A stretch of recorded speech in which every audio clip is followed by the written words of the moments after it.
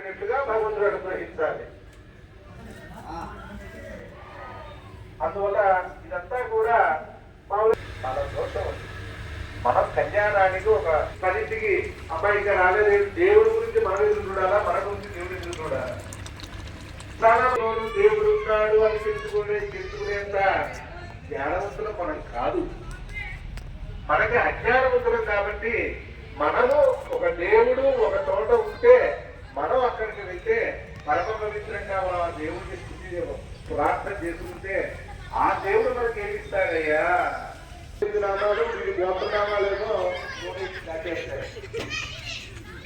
మనకి తర్వాత ఆత్మాను ఆ పరమేశ్వరుడిని ఏ ప్రీతి కలిగితే ఇది చేస్తే అలాగా నేను యోగము చెప్పాను, ఇప్పుడు చెప్పాను.